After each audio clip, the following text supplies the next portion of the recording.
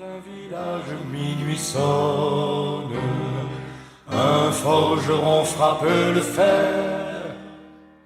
Radio Libre en Périgord, lundi, 11h30. En direct, la chronique du groupe Fred Zeller, présentée par Jean-Louis. Et sa main velue s'accompagne d'une chanson. Auditrices, auditeurs, amis, citoyens, camarades, bonjour. Nous sommes le lundi 2 décembre 2024 et cette chronique va être consacrée à un texte sur ce qui se passe à Gaza. Mais auparavant, je voudrais vous faire part d'un communiqué de nos amis de la Fédération unie de l'Hérault du groupe de Béziers sur ce qui se passe donc dans la ville de Béziers avec Robert Ménard, le maire, qui, une nouvelle fois cette année, a décidé d'installer des crèches, des symboles chrétiens dans des bâtiments de la République, et ce, malgré 6 défaites devant le juge administratif. Donc, voilà ce que nous disons, ou ce que disent plus exactement nos camarades de Béziers. Malgré 6 défaites devant le juge administratif, Robert Ménard continue à installer des symboles chrétiens. Pourquoi le préfet ne fait-il pas respecter la loi de 1905 ? Comme chaque année, le maire de Béziers cherche à organiser à nouveau la provocation en installant des symboles religieux dans les bâtiments de la République. Ceci, malgré 6 condamnations au tribunal administratif et à la Cour administrative d'appel de Marseille et de Toulouse. Malgré défaite sur défaite, le juge a continué à faire respecter la loi de 1905. La mairie a donc annoncé l'inauguration d'une nouvelle crèche de la Nativité le 30 novembre 2024. Que cherche le maire ? À faire le buzz en permanence ? Passer sur les ondes, les plateaux télé, tout en se disant en rupture, alors qu'il ne fait que se conformer à ce qu'on attend d'un homme politique. Les mêmes existent à gauche d'ailleurs. Tous utilisent la religion pour nous diviser, car ils savent que c'est la seule façon d'éviter de parler des problèmes sociaux, c'est d'invoquer d'autres choses. N'est-ce pas Macron qui avait annoncé au couvent de Bernardin vouloir, citation, « réparer le lien entre l'Église et l'État » ? Et n'est-ce pas dans le gouvernement Macron que se verra bien Ménard s'il n'avait cette étiquette d'extrême droite qui lui colle à la peau ? Maintenant, une question se pose. Pourquoi le préfet, pourtant au fait des motivations profondément politiques du maire de Béziers et des jugements du tribunal administratif, a pris la décision les années passées de laisser faire ?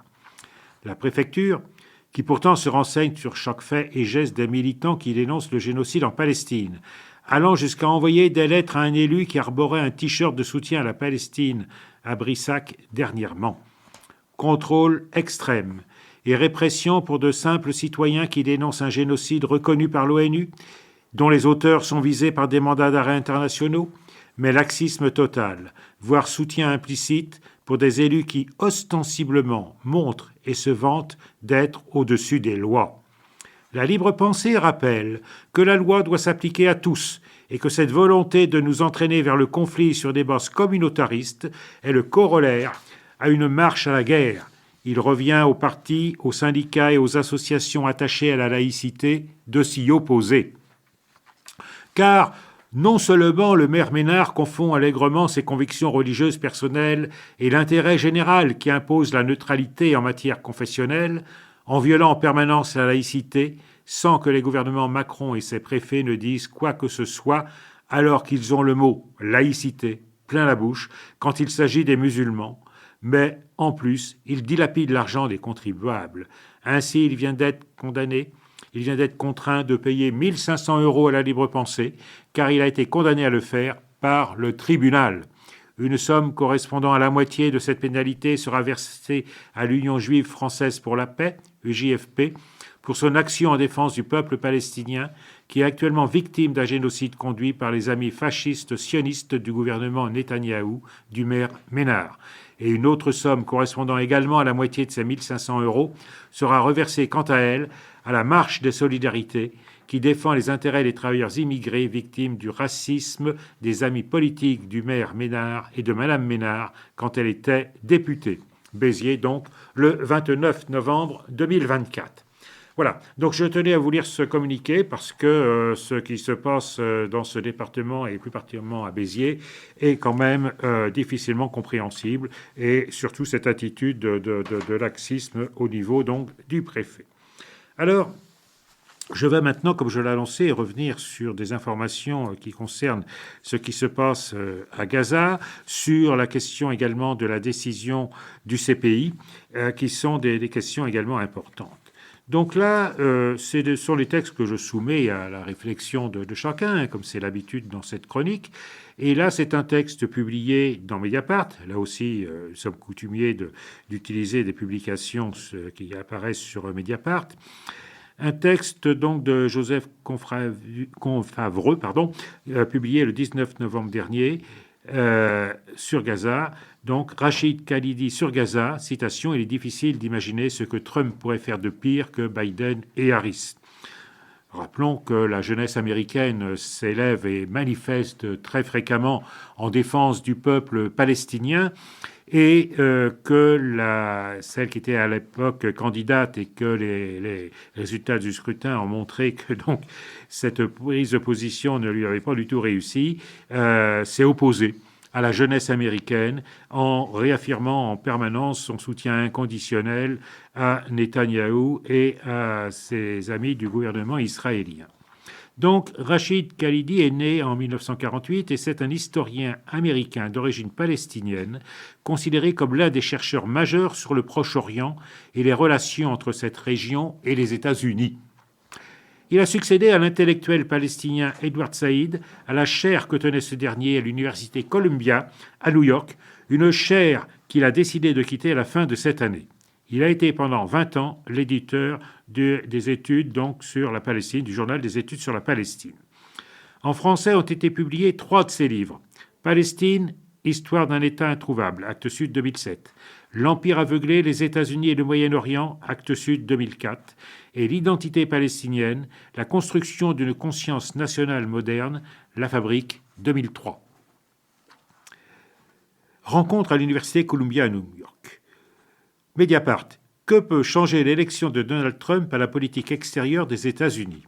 Réponse de Rachid Khalidi. Il est impossible de dire ce que Trump fera en matière de politique étrangère. Une bataille pour l'oreille de Trump semble se préparer entre les néocolonialistes et les isolationnistes. Mais il est impossible de dire comment cela affectera la Palestine. Les choses apocalyptiques peuvent empirer ou non. Il est difficile d'imaginer ce que Trump pourrait faire de pire que ce que Biden et Harris ont déjà fait pendant 13 mois. Mais comme nous l'avons appris dans les dernières années 1970 et 1980 pendant la guerre du Liban, les choses peuvent toujours empirer. Je doute que Trump veuille une guerre avec l'Iran ou qu'il souhaite que la guerre à Gaza et au Liban continue de faire rage lorsqu'il prendra ses fonctions. Toutefois, cela n'amènera pas nécessairement le gouvernement Netanyahou à changer de politique. Le rapport de force est inversé depuis déjà un long moment et la capacité des décideurs politiques américains à croire ou faire semblant de croire chaque mensonge évident raconté par leurs interlocuteurs israéliens, bouclier humain, toutes les précautions prises pour éviter les victimes civiles, pas de nettoyage ethnique, pas de génocide, pas d'intention de recoloniser Gaza, etc., semble sans limite. Je doute que cela change sous Trump. Question de Mediapart. Pourquoi quitter maintenant votre poste à Columbia et dans quel esprit le faites-vous? Réponse donc de Rachid Khalidi. Cela fait 3 ans maintenant que j'ai entamé ce processus de retraite anticipée. Ce n'est donc pas lié aux événements qui se sont déroulés ici à Columbia depuis le 7 octobre. Depuis 40 ans que j'enseigne aux États-Unis, je sais comment me débrouiller avec les sujets difficiles, l'impérialisme ou le Moyen-Orient. Mais je ne voulais plus faire partie d'un système universitaire où les priorités pédagogiques sont reléguées loin derrière les considérations financières.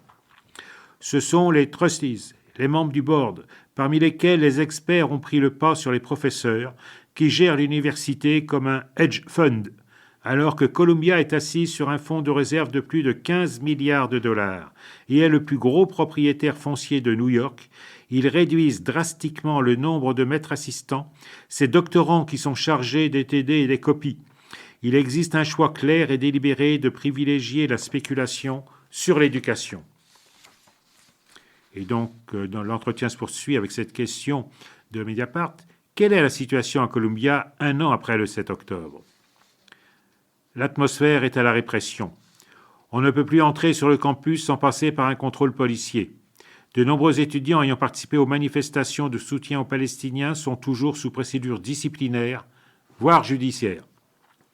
Les donateurs contrôlent tout, et ils ont aujourd'hui un poids plus important que les milliers d'enseignants du campus. Ce n'est pas très nouveau, mais la différence est qu'aujourd'hui les masques sont tombés. Auparavant, cela se passait en coulisses. Il n'en reste pas moins que de nombreux étudiants demeurent courageusement mobilisés et continuent d'affirmer leur soutien à la Palestine, mais c'est de plus en plus difficile. Comment vous êtes-vous mis à travailler sur l'Irlande ? Je ne suis qu'au début de ce projet consistant à étudier le colonialisme britannique en Irlande et en Palestine, qui s'étend de la moitié du XIXe siècle jusqu'au XXe siècle. La première fois que je suis allé en Irlande, j'étais frappé des correspondances entre ces deux expériences coloniales, alors que les Irlandais ont vécu plus de 8 siècles sous le colonialisme britannique, tandis que pour les Palestiniens, cela n'a duré qu'une trentaine d'années. Il y a des continuités dans le personnel, qu'il soit politique, notamment Arthur Balfour, policier ou administratif, mais contrairement à l'Égypte ou à l'Inde, il existe dans les deux cas une logique d'implantation. Pour l'Irlande, il s'agit de planters anglais. Pour la Palestine, il s'agit du mouvement sioniste. Quand Ronald Sturz, qui devient gouverneur militaire de Jérusalem en 1917, décrit la situation en Palestine comme, citation, « la création d'un petit Ulster juif dans une mer d'Arabes hostiles », fin de citation, il s'inspire directement de ce qui a été fait en Irlande. Mediapart demande, peut-on aller jusqu'à comparer les discriminations contre les Irlandais avec le racisme anti-arabe ? Et la réponse est la suivante. La différence entre les Anglais et les Irlandais est religieuse et pas ethnique. Mais l'attitude des Anglais vis-à-vis de l'Irlande pendant plusieurs siècles procède d'un genre de racisme. Certains textes parlent véritablement d'eux comme des bêtes ou comme des Indiens d'Amérique du Nord. C'est incroyable. Mais il y a bien sûr des différences. Le sionisme ne correspond pas à une extension de la souveraineté de la patrie comme nombre de colonialismes. C'est un projet national juif qui s'est allié avec les Britanniques dans le cadre d'intérêts communs. Pour les Anglais, il s'agissait d'implanter des colons pour des raisons stratégiques. C'est l'intérêt de l'Empire et de la raison d'État qui conduisent à mettre des Juifs en Palestine sans pour autant les aimer. Mediapart demande, votre livre de référence, donc une centaine d'années de guerre en Palestine, qui date de 2020, va-t-il enfin être traduit en français ? Oui. Alors qu'il était déjà traduit dans 25 langues, il ne l'était ni en allemand, ni en français, ni en italien, ni en hébreu. La traduction allemande est finalement parue il y a quelques mois, et les traductions françaises chez Actes Sud et italiennes paraîtront en 2025. Diriez-vous que la guerre contre les Palestiniens en cours à Gaza prolonge celle que vous décrivez dans ce livre, ou qu'elle franchit des seuils tels qu'ils vont jusqu'à rendre inadapté le terme même de guerre ? On peut sûrement employer d'autres mots. Mais j'ai choisi ce cadre d'analyse parce que les guerres coloniales peuvent avoir des périodes d'accalmie et des périodes d'embrasement, et parce que cela permet de compléter le regard sur qui sont les belligérants, au-delà de ceux qui se battent sur le terrain. Cela me permet d'analyser notamment la déclaration Balfour de 1917 comme une déclaration de guerre contre les Palestiniens, de même que le plan de partage de la Palestine adopté par les Nations Unies en 1947. Lors de la révolte palestinienne de 1937-1939. Ce sont les Anglais qui font la guerre aux Palestiniens, pas les sionistes. Le problème est que les États-Unis et l'Occident voient tout avec une perspective israélienne. Je me dis parfois que le New York Times devrait se rebaptiser Israel Times. À partir de là, ce qui se passe aujourd'hui est-il une continuation ou une nouvelle phase de cette guerre séculaire ? Pour moi, il s'agit bien de la poursuite d'une logique politique et militaire qui vise à remplacer une Palestine arabe par une Palestine juive. Theodor Herzl n'a pas écrit l'État arabo-juif, mais l'État des Juifs. Les sionistes ne sont pas venus en Palestine pour rester une minorité, mais pour devenir la majorité et les maîtres du territoire, c'est clair comme le soleil. Ce qui se déroule à Gaza est un nettoyage ethnique, une éradication du peuple palestinien dont les méthodes et les buts sont les mêmes qu'auparavant. Le problème est que les États-Unis et l'Occident voient tout avec une perspective israélienne. Je me dis parfois que le New York Times donc devrait se rebaptiser Israel Times. Dans les pays qui demeurent les acteurs et les métropoles du projet sioniste en Palestine, Il est nécessaire, comme l'ont toujours fait les colons, de nier la violence coloniale et le fait que la situation se réduise à une politique de déshumanisation qui peut se décliner en extermination, expulsion ou restriction de la vie dans ces endroits de plus en plus confinés, comme c'est le cas en Cisjordanie. Et donc, Mediapart demande, diriez-vous que le soutien inconditionnel apporté par les États-Unis ou la France à Israël est lié à leur propre histoire coloniale ? Réponse. Les histoires sont sans doute trop différentes pour une explication homogène de ce type. Les États-Unis sont un pays fondé sur l'extermination d'un peuple, mais qui n'a pas eu beaucoup de colonies, si ce n'est les Philippines, Hawaï ou Porto Rico. C'est une histoire différente des grands empires coloniaux qu'ont été ceux de la Grande-Bretagne ou de la France, qui ne se ressemblent pas eux-mêmes terme à terme. Dans cette optique, le soutien à Israël a certes quelque chose de naturel, mais il existe d'autres bases. Il faut d'abord prendre en compte la culpabilité occidentale. Ce ne sont pas les Arabes qui ont persécuté les Juifs, mais bien vous, les Européens. En ce sens, les Palestiniens sont sans doute les dernières victimes de l'Holocauste, comme l'a dit un survivant de la Shoah. Cette culpabilité est activée et militarisée pour exiger un soutien total à Israël. Aux États-Unis, c'est différent. Il y avait ici des lois d'immigration raciste qui ont empêché beaucoup de Juifs de fuir le nazisme.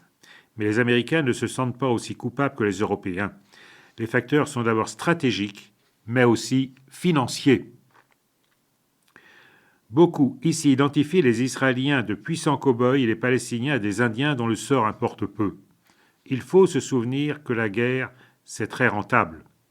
Si on regarde les grands donateurs qui ont financé les campagnes de Donald Trump et de Kamala Harris, beaucoup appartiennent au complexe militaro-industriel pour lequel Israël est un excellent client.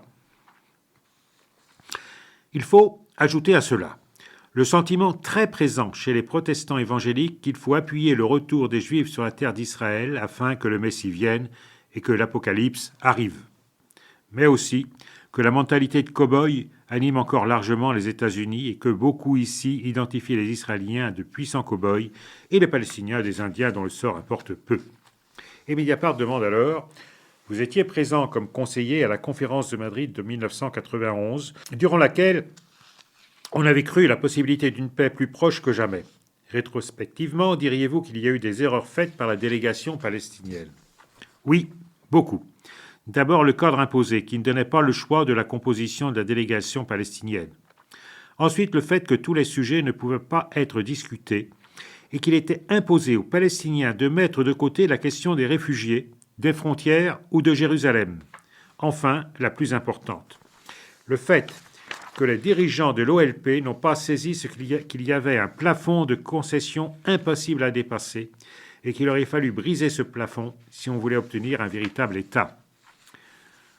A aussi beaucoup joué le fait que la délégation palestinienne pensait se trouver face à une délégation israélienne, avec les États-Unis comme arbitre, alors qu'elle était en réalité face à une délégation israélo-palestinienne. Nous sommes, aux États-Unis plus particulièrement, gouvernés par une gérontocratie biberonnée par des images et des stéréotypes racistes sur les Arabes. L'un des négociateurs américains, Aaron David Miller, a explicitement formulé le fait que les États-Unis avaient été les avocats d'Israël, à un moment où les négociations étaient bloquées. Le diplomate américain Dennis Ross a dit que les États-Unis allaient avancer une proposition de compromis et ils sont revenus avec une proposition pire que celle de la délégation israélienne. Il est impossible de refaire l'histoire. Mais je pense qu'avec des propositions plus fermes, nous aurons pu obtenir davantage que ce compromis mal embouché qui a mené aux discussions d'Oslo, puis à leur échec. Il faut pourtant se souvenir qu'il suffirait aux États-Unis de passer un coup de fil pour que les massacres s'arrêtent ou que des pourparlers reprennent. Ils l'ont fait lors des accords de désengagement d'Israël en Égypte en 1973-1975 ou pour arrêter la guerre de 1982 au Liban. L'idée de communauté internationale a-t-elle encore un sens au vu de ce qui se passe à Gaza ? Demande Mediapart. Je ne veux pas jeter le droit international sous les roues de l'autobus, mais je pose une question. Que désignait la communauté internationale à l'époque de la Société des Nations ? Les Anglais et les Français, vainqueurs de la Première Guerre mondiale. Qui décide à l'ONU ? Les vainqueurs de la Seconde Guerre mondiale, les États-Unis et les Soviétiques, donc au moment de cette victoire à la fin de la Seconde Guerre mondiale. Quand ces vainqueurs étaient d'accord, ils imposaient leurs décisions, comme au moment de la partition de la Palestine en 1947 ou de la crise de Suez en 1956. Quand ils étaient en désaccord, il existait des marges de manœuvre. Depuis l'effondrement de l'URSS, nous sommes entrés dans un monde unipolaire dans lequel il n'existe pas un droit international, mais une loi internationale pour les États-Unis et leurs amis. La Cour pénale internationale devrait être appelée la Cour africaine de justice, puisqu'elle ne s'en prend qu'à des dirigeants africains et jamais aux responsables américains pour ce qu'ils ont fait en Afghanistan, aux responsables chinois pour leur action contre les Ouïghours ou aux responsables russes pour leur guerre contre les Tchétchènes. Je ne dis pas que le droit international ne peut pas évoluer, comme le montre par ailleurs l'action menée par l'Afrique du Sud contre Israël devant la Cour internationale de justice sur ce qui se déroule à Gaza. Mais il n'en reste pas moins que les élites des pays occidentaux sont unies pour défendre une position israélienne où l'on peut considérer que 500 morts, dont des dizaines d'enfants, dans un bombardement, c'est en raison des boucliers humains. Nous sommes, aux États-Unis plus particulièrement, gouvernés par une gérontocratie biberonnée par des images et des stéréotypes racistes sur les Arabes. Parmi les plus jeunes, même s'il y a des pro-israéliens, on voit tout de même le monde avec une perspective différente. Voilà. Et c'est la fin donc de cet entretien entre Mediapart et Rachid Khalidi, qui est donc cet historien américain d'origine palestinienne. Je vous ai lu de manière complète, de manière intégrale cet entretien parce que je pense qu'il est de nature à permettre à chacun de réfléchir à cette question si douloureuse de ce qui se passe actuellement à Gaza. Et du coup, je n'ai pas le temps de vous lire un autre texte sur la question de la décision de la Cour pénale internationale. Ce sera peut-être pour une prochaine chronique, mais comme je vous l'ai indiqué tout à l'heure, lundi prochain, nous reviendrons donc sur l'anniversaire de la loi de 1905 et les propositions que fait la libre pensée à l'occasion de cet anniversaire et l'annonce pour ce que devrait être l'anniversaire l'année prochaine, en 2025, puisque ce sera le 120e anniversaire de la loi de séparation des églises et de l'État. Alors, je vous propose maintenant d'en venir au choix musical. Et pour ce choix musical, nous poursuivons notre balade autour du blues qui nous accompagne déjà depuis de nombreuses émissions. Je rappelle que je prends ces informations dans la publication de la libre pensée L'idée libre, dont le numéro paru en septembre a comme titre « Autour du blues » et avec toute série d'articles. Alors, je vous invite bien évidemment à demander cette publication, si vous souhaitez pouvoir la lire, auprès des militants du groupe Fred Zeller de la Libre Pensée Dordogne.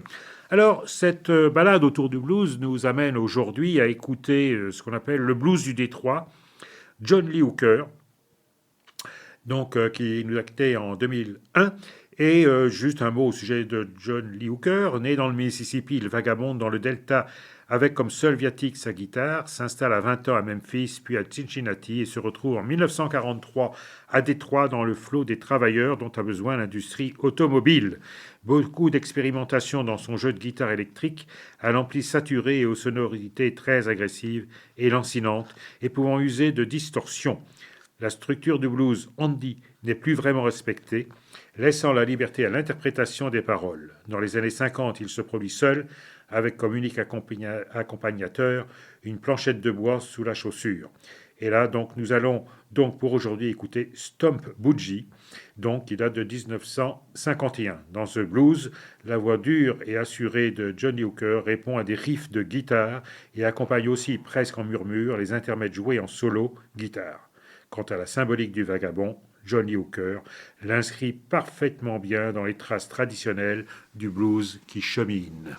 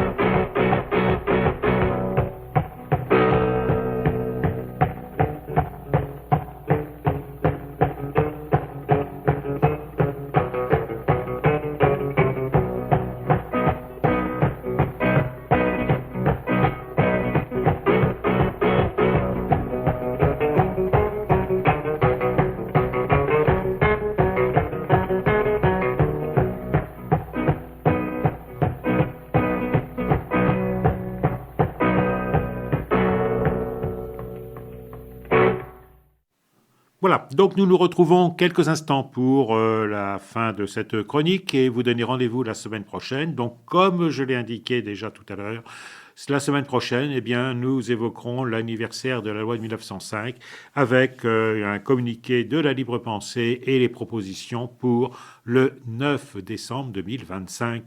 À la semaine prochaine. Bonne semaine. En forgeant un soc de charrue.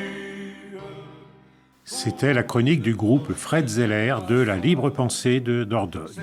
Vous pourrez réécouter cette chronique en rediffusion jeudi de 16h à 16h30 ou samedi de 17h30 à 18h. Vous pouvez également écouter cette chronique en podcast sur le site de Radio Libre en Périgord et vous pouvez également retrouver sur le site du groupe Fred Zeller lpdordogne.fr toutes les chroniques du groupe Fred Zeller sur Radio Libre en Périgord. Nous vous donnons rendez-vous pour une prochaine chronique la semaine prochaine, dès lundi 11h30. Elle tient ton glaive